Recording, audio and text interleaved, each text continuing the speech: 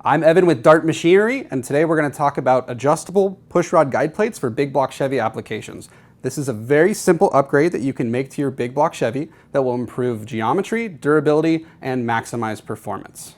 One of the inherent problems with the factory big block Chevy pushrod guide plate is that it's non-adjustable. That worked fine for stock stamped rockers, but when you get into modern, more precise rockers, such as this set of comps in front of me, the wheel is more narrow and it needs to be precisely centered over the valve, or you can have issues with valve guide wear or even dropping the roller onto the retainer at high RPM.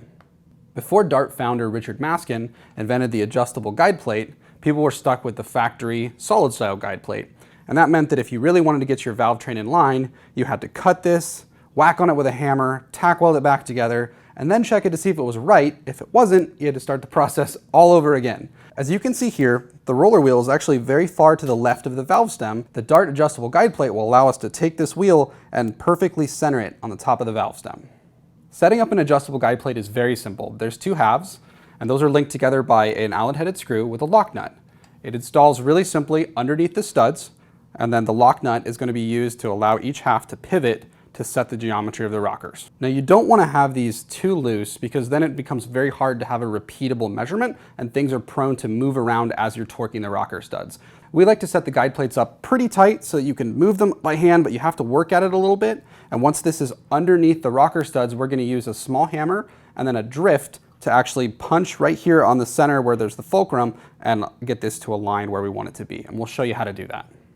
We'll set a rocker on just to get a baseline and see where it sits on the valve stem. With everything kind of on and in place, we can see that the wheel is just a little bit to my left of the valve stem. So what we want to do is adjust the plate by gently tapping it very, very near to where the set screw is. It doesn't take much force to do this, and we hit it very, very lightly. And just with the slightest nudge, you can see that the wheel is now centered on the valve stem. That's going to give us perfect valve train geometry, and it's going to maximize the lift at the valve. Once we're happy with the alignment of the rocker on the valve stem, we're going to take it off and we're going to torque this rocker stud to make sure that this doesn't change. Then we'll move over to the other rocker stud and align it, and then at the last step, we'll tighten the guide plate. For full instructions to install a set of big block Chevy Dart adjustable guide plates, head over to our blog at blog.dartheads.com/guide plates, or if you're looking for a set, look up part number 27001230-4.